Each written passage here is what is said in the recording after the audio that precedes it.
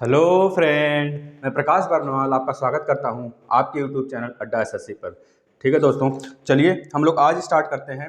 जो पिछला आपका रिव्यू हुआ है दिल्ली पुलिस का, जैसा कि आपको दिख रहा है 1 दिसंबर का आपका सोल्यूशन है। आज जो पेपर हुआ है आज का, बस उसी का आज हमने तीनों शिफ्ट का रिव्यू कराएंगे आज आपका। और देखेंगे आप लोग जो पिछला रिव्यू हुआ है 2-3 पेपर का, उसका मतलब वहां से अगर देखेंगे आप, जो आपको फैक्ट के थ्रू बताया गया है या फिर जितने भी रिव्यू हुए हैं हमारे चैनल पर, आपके चैनल पर अड्डा एसएससी पर, आप देखेंगे अगर आप पहला वह देखे हैं तो आप समझ जाएंगे कि आपका पेपर क्या हो रहा है। मतलब कि उसी सब क्वेश्चन से रिलेटेड कुछ क्वेश्चन पूछे जा रहे हैं। बाकी अगर आप तीनों शिफ्ट देख कर जाते हैं आगे, मतलब कि तीनों रिव्यू जो आपका 26-27 हुआ था, 27-28 जो हुआ था रिव्यू, आपका जो आज हो रहा है रिव्यू, अगर आप तीनों देख कर जाते हैं, अगर आपका आगे एग्जाम है या फिर कोई सा भी आप एग्जाम देंगे दोस्तों, तो आपका मान के चलिए यहाँ से क्वेश्चन 10 से 12 क्वेश्चन फंसने वाले हैं सारे शिफ्टों में। और मैथ का क्वेश्चन हम कराएंगे आपको आज। मैथ और रीजनिंग के काफी क्वेश्चन लिए हुए हैं, 4-5 क्वेश्चन मैथ का है और 6-7 क्वेश्चन आपका रीजनिंग का है, उसको भी देखेंगे आप। तो धांसू तरीके से उसको भी करेंगे हम लोग। तो चलिए आप लोग फटाफट शेयर कर दीजिए, थोड़ा सा हम देख लेते हैं कितने बच्चे शेयर कर रहे हैं। शेयर कर दीजिए, फिर स्टार्ट करते हैं सेशन को। देखिए पहले क्वेश्चन से हम लोग शुरू करते हैं। पहला क्वेश्चन आपका क्या पूछा गया है? पहला क्वेश्चन ये पूछा गया था, हेनली पासपोर्ट इंडेक्स।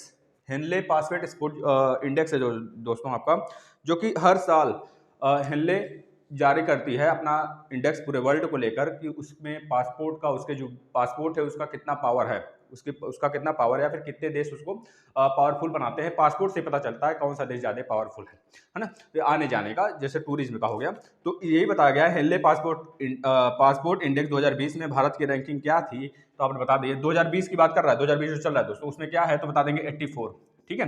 अगर पूछा जाता है आपसे कि पहला कौन सा देश है, मतलब पहला पासपोर्ट इंडेक्स में पहला रैंकिंग पर कौन है, तो आप बता देंगे जापान दोस्तों। जापान, जैसा कि आपको पता है 3-4 साल से लगातार जापान बना हुआ है। इसके बाद अगर लास्ट वाला पूछा जाता है पासपोर्ट इंडेक्स सबसे खराब किसका है दोस्तों, तो आप नहीं तो उत्तर कोरिया में, साउथ कोरिया आप बता देंगे। और आपका अगर देखा जाए दोस्तों कि फर्स्ट ये उत्तर कोरिया, साउथ कोरिया दोस्तों प्रेस फ्रीडम में भी सबसे लास्ट में आते हैं, इसको ध्यान रखिएगा आप। इसके बाद अगर आपसे पूछा जाता है सेकंड नंबर पर कौन है पासपोर्ट इंडेक्स में, तो आप बता देंगे सिंगापुर। सिंगापुर जो कि भारत का चौथा, ये पहला पहला व्यापार वाला कंट्री बन गया है दोस्तों। अभी हाल में एक दिन पहले का न्यूज है, कल या परसों का न्यूज है, कि यहाँ से भारत सबसे ज्यादा सामान क्या करता है, मंगाता है। इसको याद रखें, है ना। मतलब कि क्या करता है, यहाँ से साझा करता है सिंगापुर से सबसे ज्यादा। फिर उसके बाद आपका यूएसए है, पहले पहले सिंगापुर है, फिर यूएसए, इस तरह कुछ करके है दोस्तों, और आप देखेंगे उसमें। तो वो करंट का न्यूज है, आप लोग 1-2 दिन पहले अगर पढ़े होंगे तो उसको जानते होंगे। इसके बाद अगर दूसरा देखा जाता है दोस्तों, तीसरे नंबर कौन आता है, जर्मनी। जर्मनी आ जाता है आपका पासपोर्ट इंडेक्स में। इंडिया का रैंक 84, जापान पहले नंबर पर, सिंगापुर दूसरे नंबर पर, जर्मनी तीसरे नंबर पर। इसके बाद नेक्स्ट क्वेश्चन, भारत के वर्तमान चीफ इलेक्शन कमिश्नर कौन है, तो आप बता देंगे। ये तो क्वेश्चन रिपीटेड है, आपको पता है, सुनील अरोड़ा। क्या नाम है इनका, सुनील अरोड़ा। सुनील अरोड़ा दोस्तों याद रखेंगे, सुनील अरोड़ा जी है। इसके बाद आपसे पूछा जाता है एक क्वेश्चन और पूछा गया था, कुछ बच्चे बता रहे थे कि क्वेश्चन सर और पूछा गया था, मुख्य सूचना आयुक्त। मुख्य सूचना आयुक्त आप कौन है, तो बता देंगे यशवर्धन कुमार सिन्हा। यशवर्धन कुमार सिन्हा, यशवर्धन कुमार सिन्हा दोस्तों याद रखेंगे। इसके बाद सिटीजनशिप अमेंडमेंट एक्ट जो आया था दोस्तों, अभी हाल में आया था, जो कि आपको पता होगा कि बहुत सारे राज्य उसके विरोध में भी थे। तो आपको यही पूछा गया है कि पहला राज्य जो विरोध दर्ज किया था, पहला राज्य कौन सा था, तो आपको बताना था कौन सा, केरल। याद है, केरल। उसके बाद यह भी पूछा गया है इसमें कि कौन सा अनुच्छेद है जिसके थ्रू कि वह विरोध कर सकता है कोई राज्य, तो आपको पता है दोस्तों 131 अनुच्छेद में ये लिखा हुआ है। और हमको पता है हमारे 7वीं अनुसूची जो दोस्तों जो है, उसमें यह साफ साफ लिखा गया है कि उसमें 3 अनुसूचियां हैं। पहले तो ये जान लें, संघ सूची, समवर्ती सूची और राज्य सूची। संघ सूची जो है दोस्तों, उस पर कौन कानून बनाता है, केवल संघ कानून बनाता है। और जो राज्य सूची है उस पर राज्य कानून बनाता है। जो समवर्ती सूची है दोस्तों, वो कनाडा की सरकार से लिया गया है, उस पर दोनों सरकारें कानून बना सकती हैं। लेकिन अगर किसी विवादास्पद में अगर केंद्र कानून बना देती है और उसी पर राज्य भी कानून बना देता है, सेम एक्ट पर, सेम बिल पर, तो क्या हो जाता है, वो केंद्र का ही माना जाता है। तो उसमें ये साफ साफ लिखा गया दोस्तों, आप पढ़ेंगे उसमें, तो ये साफ साफ लिखा गया, अगर केंद्र सरकार कोई भी कानून पारित करता है तो उसमें हस्तक्षेप नहीं होगा किसका, राज्य का। राज्य को मानना ही पड़ेगा। तो इसके थ्रू कहा जा सकता है कि मानना ही पड़ेगा केरल को। तो केरल आप याद रखें, पहला ऐसा राज्य है जो कि विरोध जाहिर किया है सिटीजनशिप अमेंडमेंट एक्ट पर। और किस अनुच्छेद के थ्रू, तो बता देंगे 131 अनुच्छेद के थ्रू। ठीक है ना। चलिए अब याद करिए नेक्स्ट क्वेश्चन क्या पूछा गया था। 15 जनवरी 2020 को किस देश के पीएम ने अपने मंत्रिमंडल के साथ इस्तीफा दे दिया? आपको पता है दोस्तों, ये तो एक खेल है, एक दिखावा था। रूस रूस के प्राइम मिनिस्टर का, जो रूस के प्रेसिडेंट का, उनका नाम क्या है, व्लादिमीर पुतिन ने। वह क्या किए, जो पहले के पीएम थे उनका इस्तीफा दिलवा दिए और नए पीएम बन गए, और उसके बाद वो क्या कर गए, वो अपना राष्ट्रपति बन जाते हैं।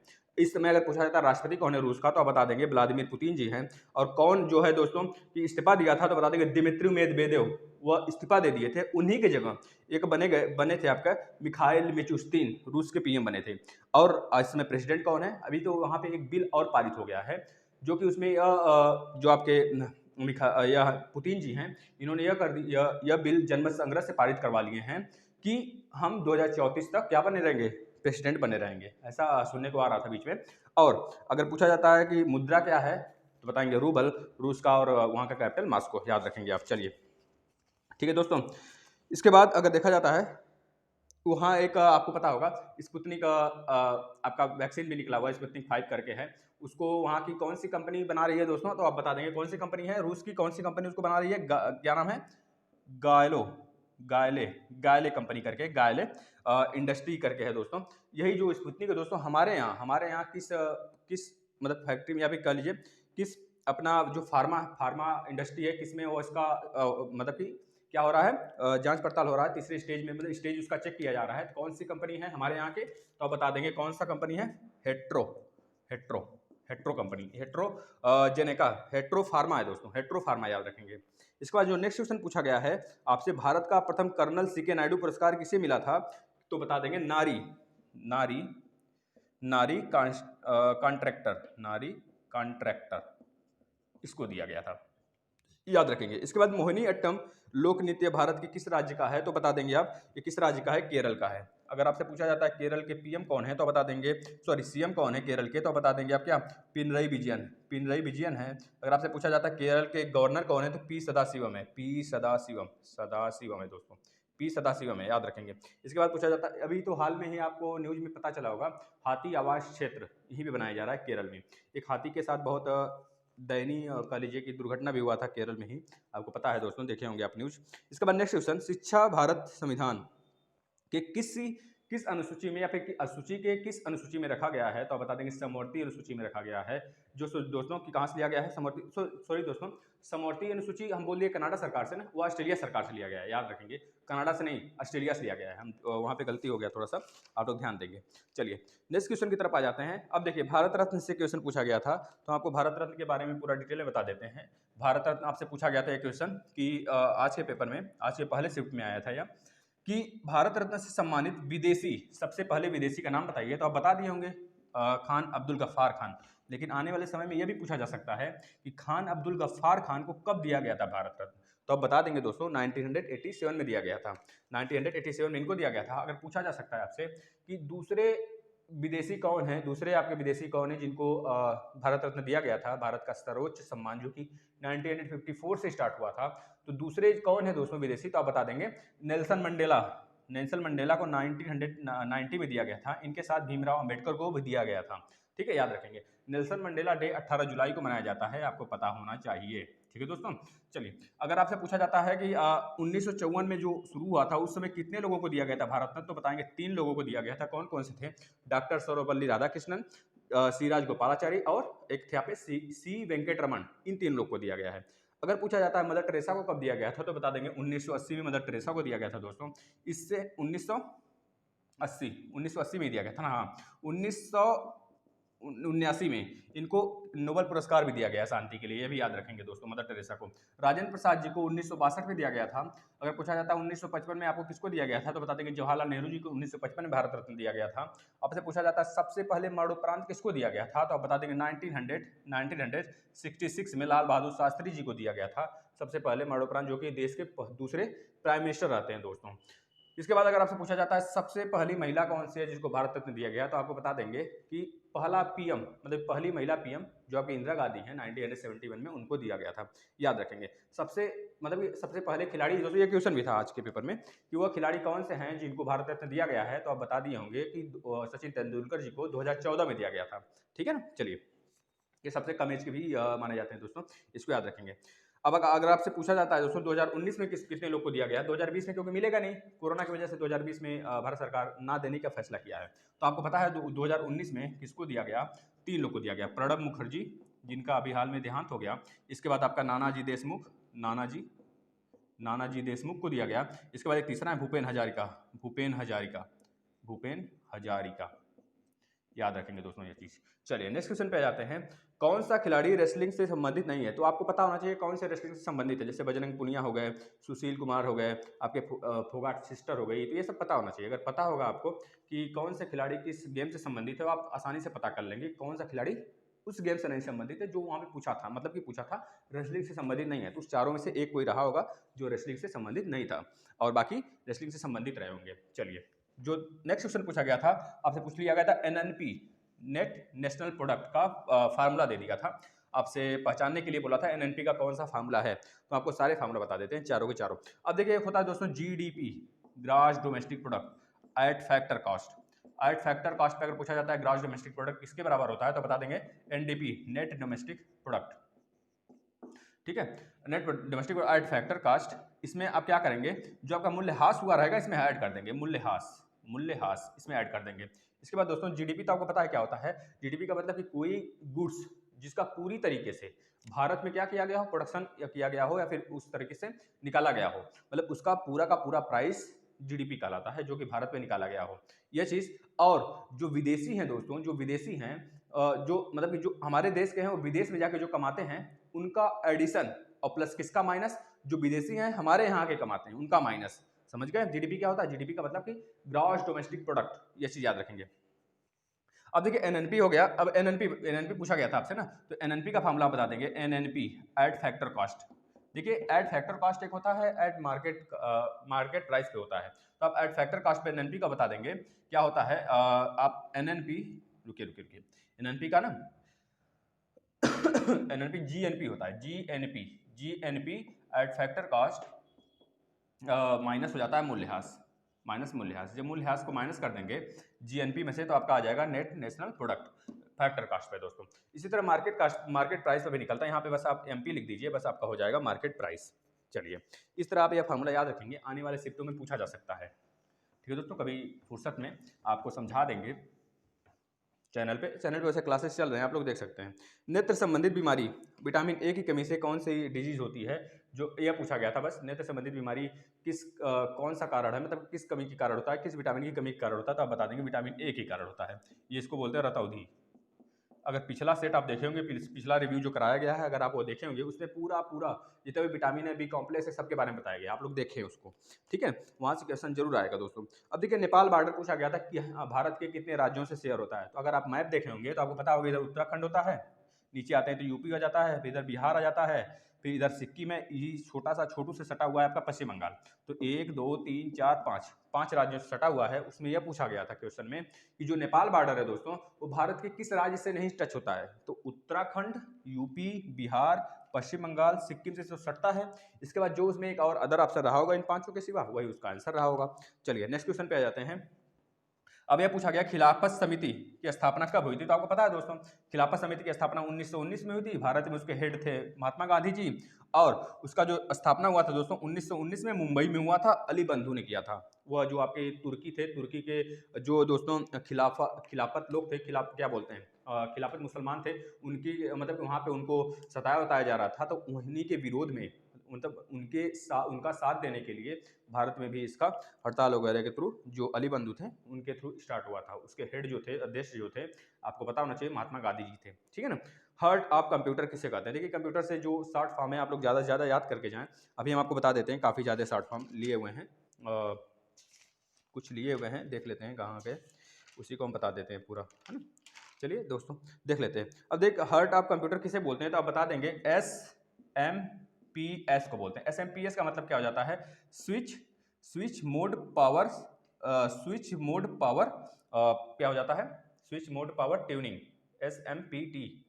रुकिए तो क्या था, स्विच मोड पावर सप्लाई, हाँ सही है, स्विच मोड पावर सप्लाई होता है ना इसका आंसर, ठीक है। देख लीजिए एक बार फिर से, ये पूछा गया था आपका जो SMPS है दोस्तों, इसका मतलब कि हार्ट ऑफ कंप्यूटर किसे कहते हैं, तो आप बता देंगे SMPS को बोलते हैं, जो कि स्विच मोड पावर सप्लाई जानते हैं। जैसा कि आपको पता होगा दोस्तों, जो सीपीयू है, सीपीयू क्या बोलते हैं, तो आपको पता होना है ब्रेन ऑफ कंप्यूटर बोलते हैं, कंप्यूटर का दिमाग बोलते हैं। अगर बोला जाता है आपसे फादर ऑफ मॉडर्न कंप्यूटर बताइए, तो फादर ऑफ मॉडर्न कंप्यूटर आप बताएंगे। देखिए 3 चीज बताते हैं आपको। फादर ऑफ मॉडर्न कंप्यूटर अगर आपसे पूछा जाता है तो आप बताएंगे एलन एलन मैथीसन। ठीक है, एलन मैथीसन बता देंगे। किसको? फादर ऑफ जो मॉडर्न कंप्यूटर हैं उनको बता देंगे एलन मैथीसन। और आपको पता होगा दोस्तों कि फादर ऑफ जो कंप्यूटर केवल अगर पूछा जाता है तो आप बता देंगे क्या? फादर ऑफ कंप्यूटर आपको पता है चार्ल्स बेबेज हैं फादर ऑफ कंप्यूटर। अगर आपसे पूछा जाता है फादर ऑफ पर्सनल कंप्यूटर, जैसे हम लोग लैपटॉप वगैरह यूज करते हैं, लैपटॉप टैबलेट ये सब यूज करते हैं पर्सनल के लिए, तो ऐसे कंप्यूटर जो मतलब पर्सनल कंप्यूटर का इजाद सबसे पहले किसने किया था, तो बता देंगे आप father of personal computer ED Robert को बोलते हैं। ईडी रॉबर्ट याद रखेंगे, ईडी रॉबर्ट को बोलते हैं दोस्तों।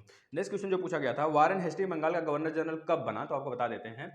वो बना था 1773 वाला जो रेगुलेटिंग एक्ट आया था, उसी के बाद उसको वो तो वापस चला जाता है, फिर उसको इंग्लैंड से बुलाया जाता है और उसके बाद उसको क्या कौन सा पद दे दिया जाता है, आपका गवर्नर जनरल का पद दे दिया जाता है। और 1773 से ही भारत में जो बंगाल का गवर्नर जनरल था, मतलब जो गवर्नर जनरल था उसको बंगाल का गवर्नर जनरल बोला जाने लगा था, याद रखेंगे दोस्तों 1773 से। ठीक है, पहला जो बंगाल का गवर्नर जनरल था वारेन हेस्टिंग्स ही बनता है। कब से कब तक रहता है, तो 1785 तक रहता है, 1785। इसी के दिन मतलब कि इसी के समय एक रेगुलेटिंग एक्ट भी आता है 1784 का, नहीं regulating and Pitt's India act आता है 1784 में, रेगुलेटिंग एक्ट आपका 1773 हो गया।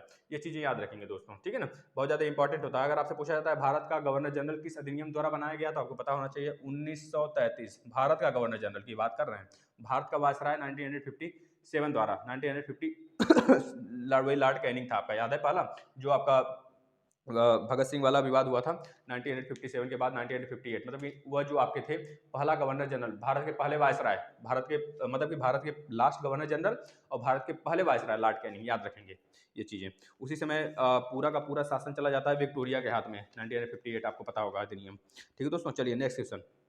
1964 से 1971 के मध्य कंप्यूटर में कौन सी जनरेशन चल रही थी, तो बता देंगे तीसरा जनरेशन था दोस्तों। ये तो सिंपल क्वेश्चन था, आपको पता होगा तीसरा जनरेशन में आईसी चिप लगता था। आईसी चिप मतलब सर्किट, आईसी सर्किट लगता था, ये आपको पता होना चाहिए। आईसी सर्किट का इस्तेमाल होता था तीसरे जनरेशन में।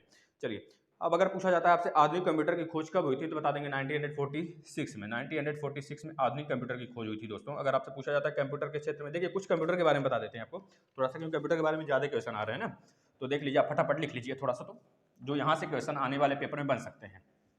चलिए, हमने थोड़ा सा कुछ बता देते हैं। जैसे कि आपको पूछा जाता है कि कंप्यूटर आधुनिक कंप्यूटर की खोज कब हुई थी, तो बता देंगे 1946 में हुआ था, आधुनिक कंप्यूटर की खोज हुई थी। अगर आपसे पूछा जाता है कंप्यूटर के क्षेत्र में जो महान क्रांति कब आई थी, तो बता देंगे 1960 में आया था महान क्रांति कंप्यूटर के क्षेत्र में। इसी समय बहुत ज़्यादा विस्फोट के थ्रू कंप्यूटर का इजाद हुआ, मतलब कंप्यूटर के थ्रू बहुत ज़्यादा काम वगैरह होने लगे थे, मतलब 1960 में। अभी तो आपको पता है मॉडर्न जनरेशन है, जिससे कि आपको 5G 6G, चाइना तो 6G के लिए भी मिसाइल वगैरह लॉन्च कर दिया है।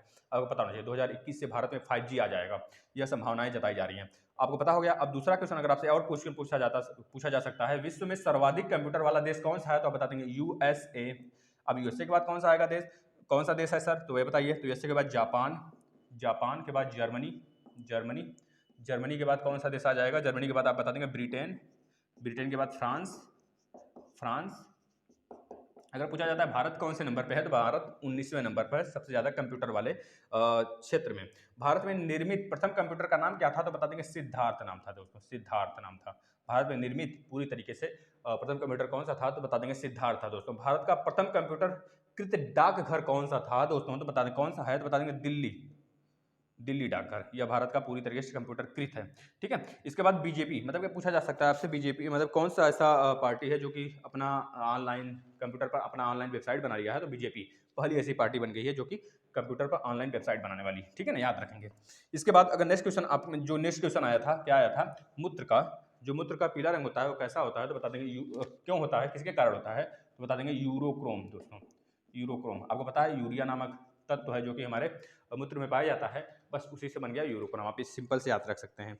अब देखिए शक संवत की जो किसने चलाया था, तो बता देंगे कनिष्क ने शक संवत चलाया था, कनिष्क। यह क्वेश्चन पूछा गया था दोस्तों। यह क्वेश्चन अच्छे क्वेश्चन थे। कुछ बच्चे बोल रहे थे कि कनिष्क मतलब शक संवत चलाया गया था, यह क्वेश्चन पूछा गया था। फिर कब चलाया गया था, यह क्वेश्चन दोनों में है, तो दोनों में बता देते हैं 78 ईस्वी। आपको पता होना 78 ईस्वी में शक समझ चलाया गया था कनिष्क द्वारा, याद रखना चाहिए। अब देखिए शक राज्यों का जो समाप्ति कर दिए थे चंद्रगुप्त विक्रमादित्य, आपको पता होगा एक हिंदू शासक थे, बहुत खतरनाक हिंदू शासक थे दोस्तों। अब देखिए महात्मा बुद्ध ने अपना पहला उपदेश सारनाथ में दिया था, बहुतों बार पूछा जाता है क्वेश्चन, बहुतों पेपर में पूछा गया है, आपको पता होगा, आप लोग कर दिए होंगे, आप लोग अच्छे बच्चे हैं। अब 2020 में खाद्य पुरस्कार किसे दिया गया तो आप बता देंगे रतन लाल को खाद्य पुरस्कार दिया गया, रतन लाल को खाद्य पुरस्कार दिया गया दोस्तों, याद रखेंगे। इसके बाद अभी तो हाल में 2020 में मैन बुकर पुरस्कार मिला है, जिसका अभी आज ही आया है आपके चैनल पर, हमारे मतलब कि आपके चैनल पर अड्डा 60 पर देखिए पूरा वीडियो, मैन बुकर और मैन बुकर इंटरनेशनल में क्या डिफरेंस है सब कुछ दोस्तों, हम लोग शेयर करिए थोड़ा सा, बच्चे बहुत कम हैं। रतन लाल मतलब कि 2020 में मैन बुकर पुरस्कार किसे मिला है तो आप बता देंगे स्टुअर्ट डगलस को दिया गया है। इनके किस बुक के लिए दिया गया है तो आप बता देंगे किस बुक के लिए, सगी बेन के लिए दिया गया है, सगी बेन के लिए दिया गया दोस्तों, ये चीज़ आप याद रखेंगे। इसके बाद उड़ीसा का सबसे लंबी नदी कौन सी है, अभी कल ही मतलब कि पिछला वाला जो आपका लिए थे रिव्यू हुआ था, उसे बताया गया था उड़ीसा की जितनी भी नदियाँ प्रवाहित होती है सब कुछ बताया गया है, आप लोग देख लें। उड़ीसा की सबसे लंबी नदी आप बता देंगे महानदी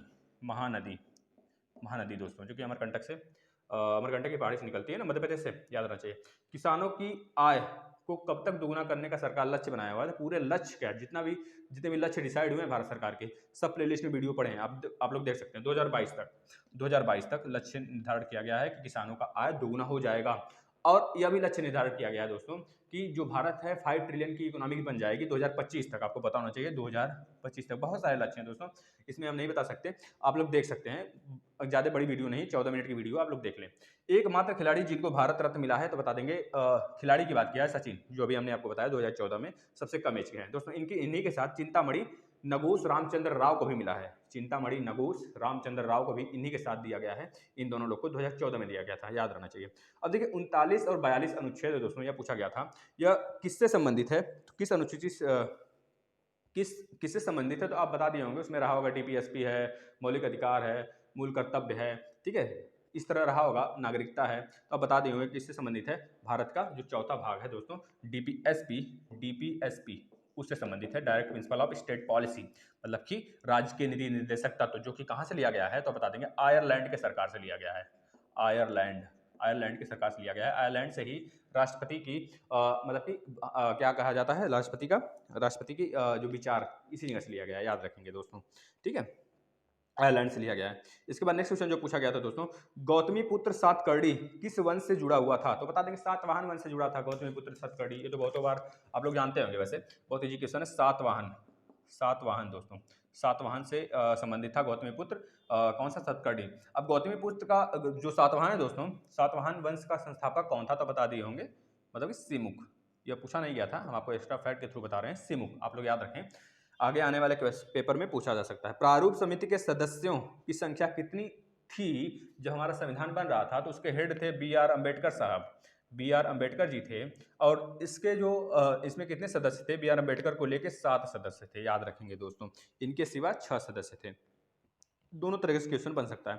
लघु संविधान किसे बोला जाता है तो बता देंगे 42वें संविधान संशोधन जो हुआ था 1976 में, इसके द्वारा आपके जो आपका आईना है, जो आपका प्रियम्बल है, उसमें भी संशोधन हुआ दोस्तों, उसमें 3 शब्द जोड़े गए थे जो कि फ्रांस क्रांति से लिए गए थे, तो आपको पता होना चाहिए 1976 में, मतलब कि 1976 अधिनियम द्वारा 42वां जो संविधान संशोधन हुआ है उसे बोलते हैं मिनी कॉन्स्टिट्यूशन, ठीक है, याद रखेंगे, लघु संविधान।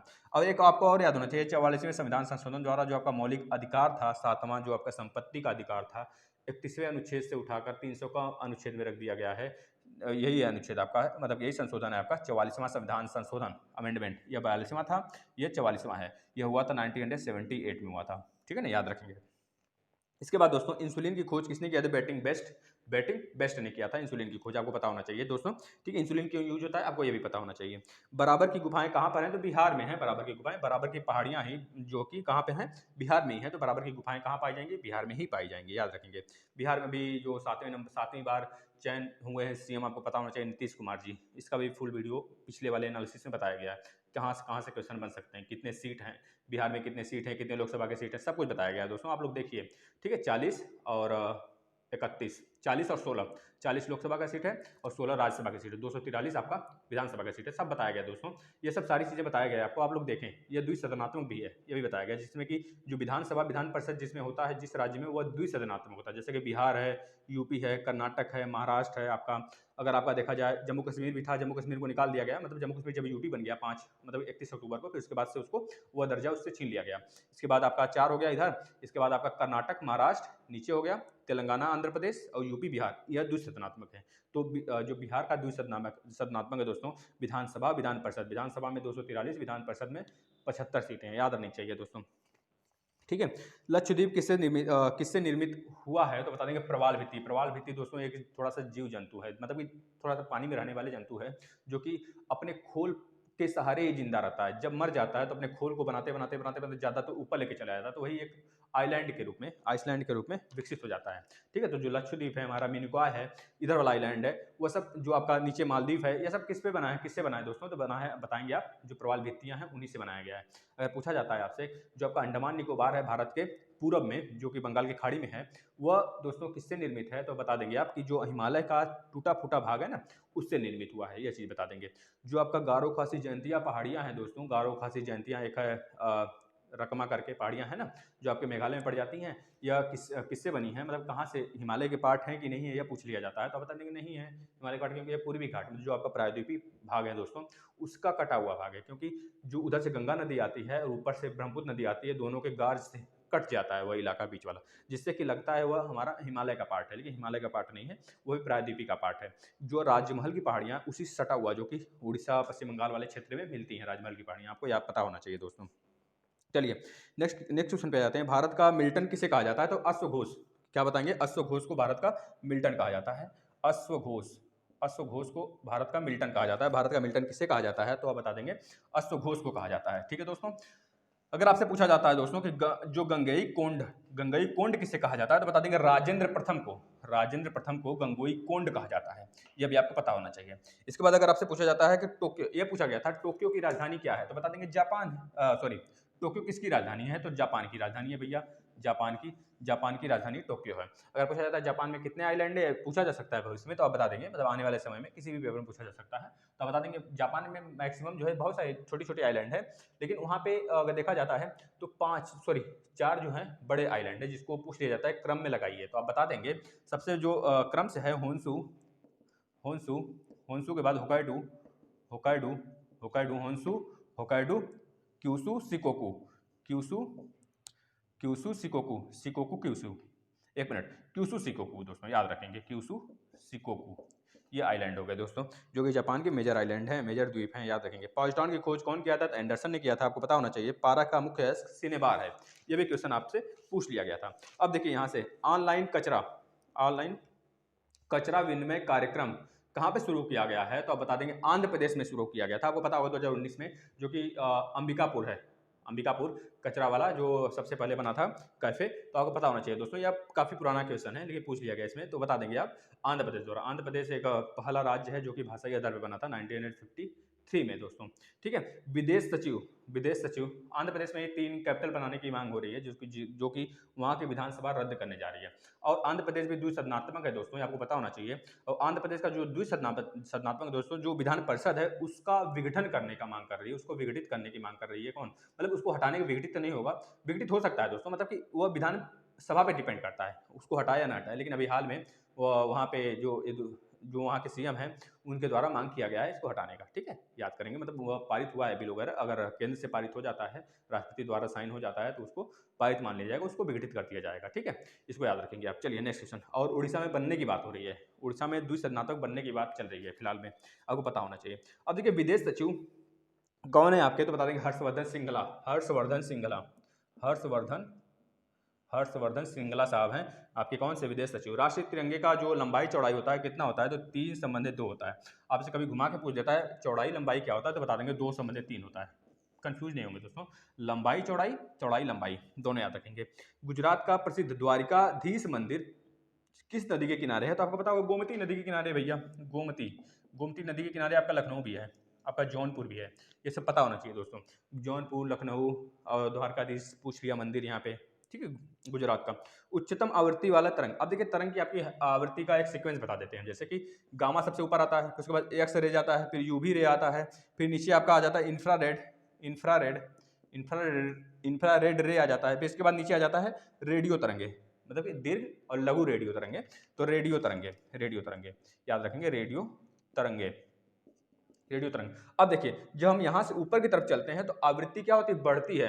आवृत्ति जब बढ़ेगी तो इनका जो है भेदने की क्षमता सबसे ज्यादा हो जाती है। तो पूछा जाता है कभी काल के आपसे कि जो पेनिट्रेशन सबसे ज्यादा किसका होता है, पेनिट्रेशन पॉइंट सबसे ज्यादा किसका होता है, पावर किसका होता है, पेनिट्रेशन पावर, बता देंगे गामा रे का होता है। फिर इसके बाद X ray, UV ray, infrared, जो आपका रेडियो तरंग। इंफ्रारेड दोस्तों उसमें होता है जैसे कि हम लोग जो रिमोट वगैरह चलाते हैं ना, उसमें भी इंफ्रारेड होता है, ठीक है, याद रखेंगे। जो हम लोग इलेक्ट्रॉनिक वाला जो आपका गैस चूल्हा आता है उसमें भी इंफ्रारेड के कारण ही क्या होता है, खाना वगैरह पकता है जल्दी, याद रखेंगे ये सब सारी चीजें, ठीक है। अब देखिए इसके बाद ये चीज हो गया, और इंफ्रारेड में ही आपका जो जाली वाला, जाली नुमा यूवी, वो तो यूवी से चेक किया जाता है। जो जाली नोट वगैरह होते हैं ना, जाली नोट हो गया कि खराब नोट है कि अच्छा नोट है, मतलब कि नकली तो नहीं है, फर्जी नोट है, तो यूवी रे एक आता है, लाइट आता है, उससे चेक किया जाता है, याद रखेंगे। इसके बाद अगर ऊपर से नीचे की तरफ आते हैं दोस्तों ऐसे, तो यहाँ पे जो वेवलेंथ है, मतलब कि दूर जाने की सबसे ज्यादा क्षमता किसकी होती है, तो आप बता देंगे रेडियो तरंगे की होती है।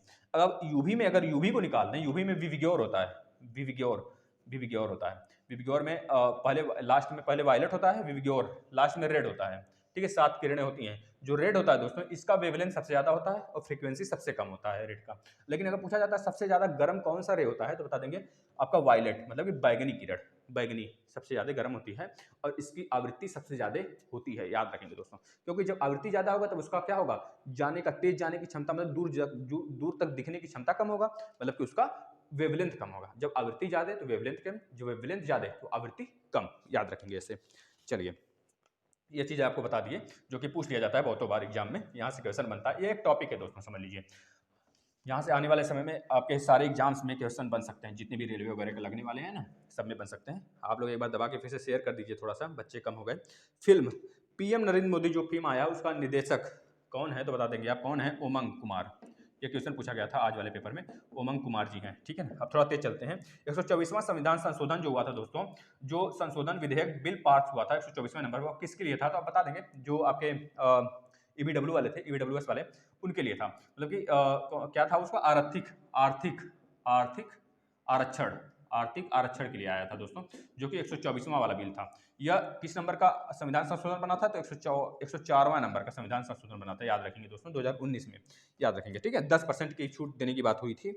मिस वर्ल्ड 101, मतलब कि जीएसटी 101 अगर पूछा जाता है संविधान संशोधन किससे रिलेटेड है, बिल की बात नहीं कर रहे हैं दोस्तों। अभी तक अगर पूछा जाता है कितने बिल बन चुके हैं संविधान संशोधन के लिए, तो बता देंगे 124 बिल बने हैं, लेकिन अभी तक संशोधन कितना हो चुका है, तो बता देंगे 104 संशोधन हो चुका है, जिसमें से 101 आपका जीएसटी के लिए है, 104 आपका इसके लिए आपको बता देंगे, ठीक है ना। चलिए मिस वर्ल्ड, अब देखिए मिस वर्ल्ड कौन है, आपको बहुत बार बता दी, जब भी पूछा जाता है एग्जाम में, कल वाले आज वाले एग्जाम में पूछा गया था, मिस वर्ल्ड 2019 कौन है, तो Tony N Singh, Tony N Singh हैं। ये कहाँ की है, जमैका की हैं। अगर आपसे पूछा जाता है मिस यूनिवर्स कौन है, तो आप बता देंगे जोजीबिनी टुंजू, जोजीबिनु टुंजू, एक दोस्तों अश्वेत महिला है, ठीक है, अश्वेत महिला है जो कि साउथ अफ्रीका की हैं, ठीक है दोस्तों। सुल्तान अजलान शाह कप कौन जीता था, तो दक्षिण अफ्रीका, सॉरी दक्षिण कोरिया जीता था, जो कि भारत को हराया था दोस्तों, याद रहना चाहिए। 2019 वाला पूछा गया था। मानव विकास सूचकांक 2018 वाला देखिए पूछ लिया, मानव विकास सूचकांक 2018 में भारत की रैंकिंग क्या है, तो बता दिए होंगे 130वीं रैंक थी दोस्तों। चलिए इसके बाद हम लोग आ जाते हैं नेक्स्ट पे।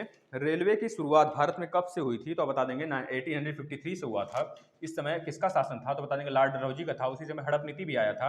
लॉर्ड डलहौजी का शासन कब से कब तक था, तो 1947 से लेकर 1957 तक था। 57 में फिर कैनिंग आ जाते हैं, कैनिंग का शासन, कैनिंग पहले वायसराय और last governor general of India बनते हैं, इसको याद रखना चाहिए दोस्तों। अब इसी समय आपका जो पहला रेल चला था, कहाँ से कहाँ तक चला था, थाने से मुंबई से थाने चला था, 33 किलोमीटर के आसपास में चला था, आप याद रखेंगे। तो आप यह बता देंगे पहला पैसेंजर ट्रेन कहाँ से कहाँ तक चला था और कब चला था, आप थोड़ा सा बता दें। अब देखिए WHO का हेडक्वार्टर पूछ लिया था, तो आपको पता है टेड्रोस एडोनोम यहाँ के इसके जो है हेड हैं WHO के, जो कि जिसका जो हेडक्वार्टर है जेनेवा में है। जेनेवा 1947 में इसकी स्थापना हुई थी, सॉरी 47 45 में हुई थी, स्थापना हुई थी, आपको पता होना चाहिए दोस्तों ये चीज़। इसके बाद इसका जो हेडक्वार्टर है जेनेवा में है। जेनेवा किसका कैपिटल है, तो बता देंगे स्विट्जरलैंड का कैपिटल है, ठीक है दोस्तों।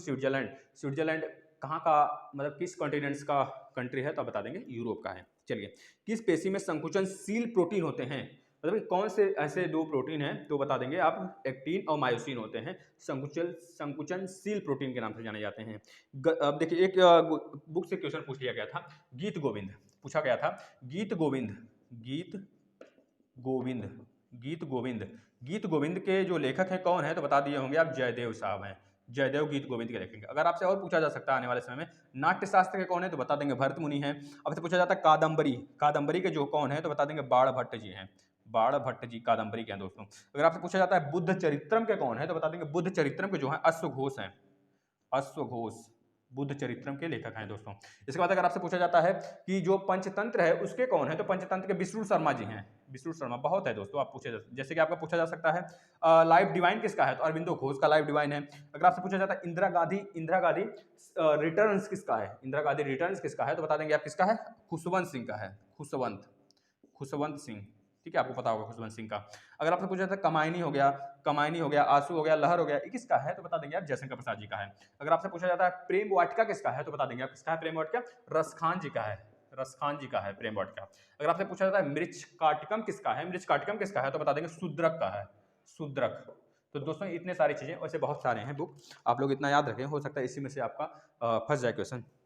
न्यायपालिका द्वारा बनाए गए कानून को क्या कहते हैं, उसमें 4 ऑप्शन थे तो बता देंगे निर्णय विधि कहते हैं, निर्णय विधि कहते हैं। क्या कहते हैं, निर्णय विधि।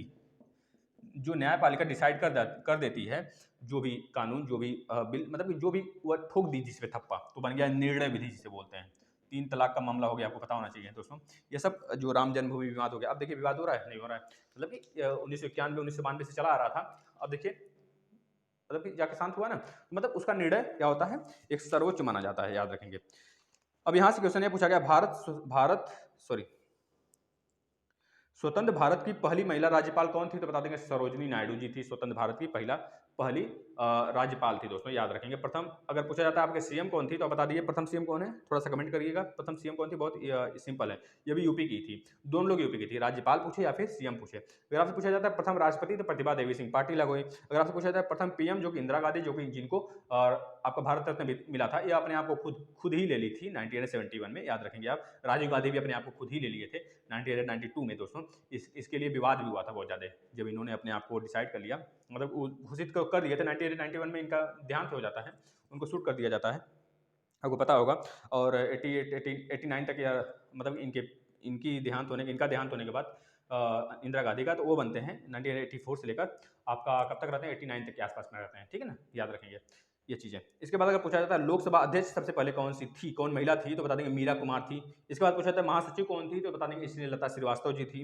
अगर आपसे पूछा जाता है राज्यसभा उपसभापति कौन थी, राज्यसभा की उपसभापति सबसे पहली महिला कौन थी तो बताएंगे वायलेट अल्वा थी, वायलेट अल्वा दोस्तों। अगर पूछा जाता है केंद्रीय मंत्री कौन थी तो बहुत सिंपल है, अमृत कौर जी थी। अगर आप पूछा जाता है सांसद सबसे पहले कौन बनी थी तो आप बता देंगे राधाबाई सुब्बारायण बनी थी, ठीक है, याद रखेंगे। इसके बाद अस्थायी संस्था कौन सी है, अस्थायी संस्था, उसमें 4 ऑप्शन दिया था, उसमें परिवार एक ऑप्शन में था, तो आप परिवार लगाए होंगे, आपका सही होगा परिवार दोस्तों, एक अस्थायी संस्था है, ठीक है।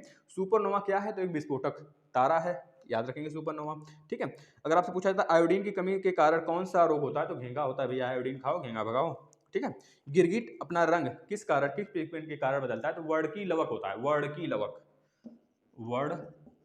लवक, इसके कारण वो क्या करता है अपना जो रंग रूप है दोस्तों, कभी रेड कभी नीला कभी हरा, ऐसे चेंज कर लेता है। अब आपको पता होना चाहिए टेनिन भी एक दोस्तों पिगमेंट है जो कि आंवले को खट्टापन देता है, आंवले को खट्टापन देता है। इसके सिवा अगर आपसे पूछा था कैप्सेसिन मिर्च को तीखा बनाता है, कैप्सेसिन मिर्च को लाल बनाता है।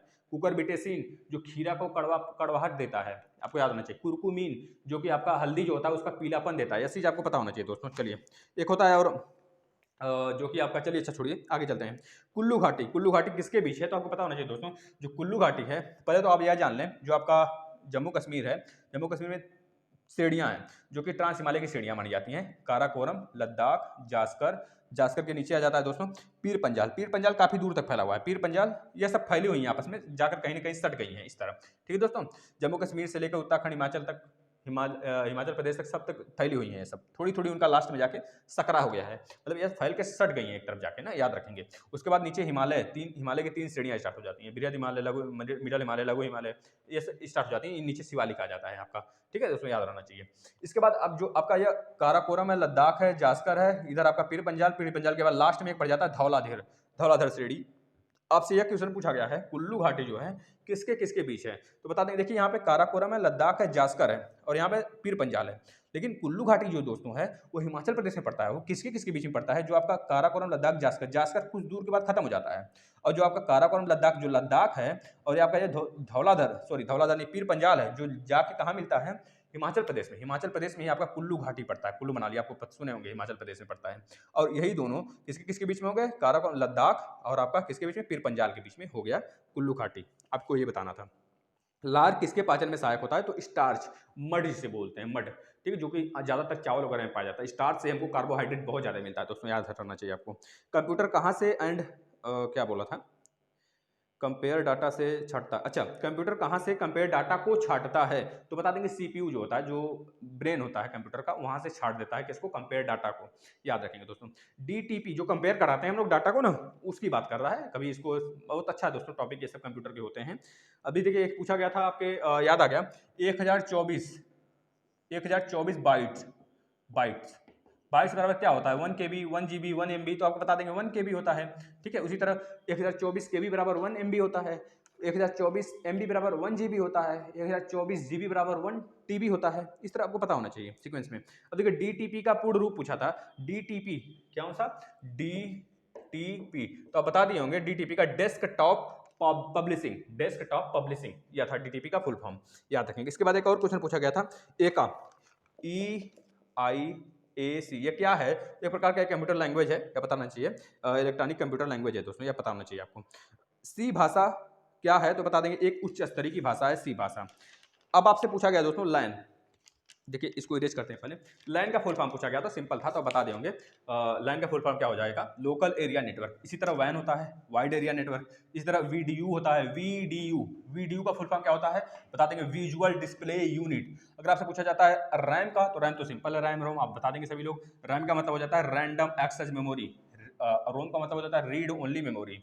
इस तरह RPG होता है, RPG का मतलब रिपोर्ट प्रोग्राम, आपका क्या हो जाता है, जनरेटर, रिपोर्ट प्रोग्राम जनरेटर। इसी तरह MICR होता है, मैग्नेटिक इंक कैरेक्टर रीडर हो जाता है।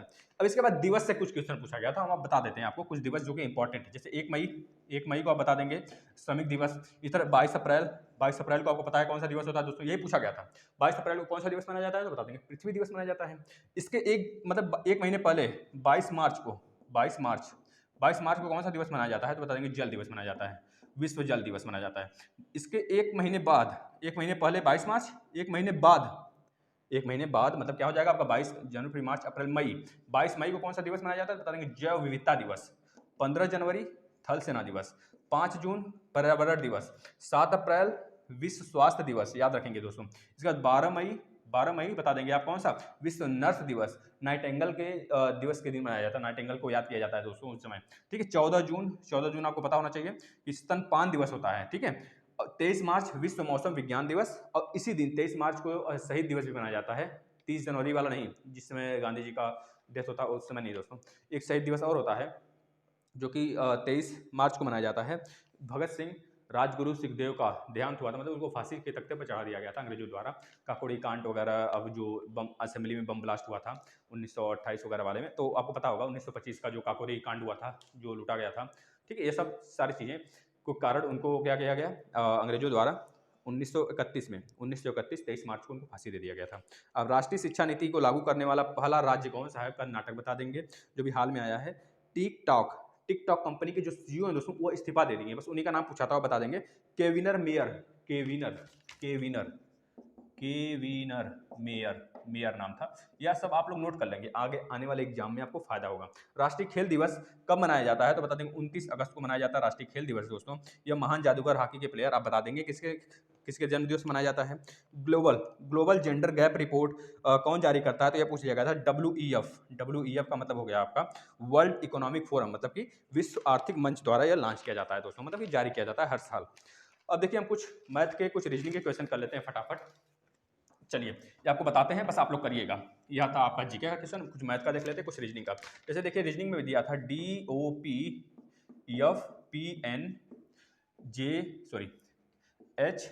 HQL और JRJ, और यहाँ पे पूछा था क्या आएगा, तो आपको पता है दोस्तों, देखिए यह वाला ABCDEF +2, फिर +2, फिर अगेन +2, फिर OP +2 +1 हो रहा है, यहाँ पे +2 हो रहा है। इस तरह P के बाद Q +1 और उसके बाद Q के बाद +1, QRS +1 हो गया। अब देखिए जब यहाँ से आएंगे तो एक एक गैप पे J ABCDFGH IJK KLMNOPQ OPQRST JKLMN, अच्छा L पे आएंगे ना, Q पे कहाँ जाएंगे? J से अगर L पे आते हैं JKL मतलब +2, फिर इसी तरह +2N पे, फिर +2 आप P पे आएंगे।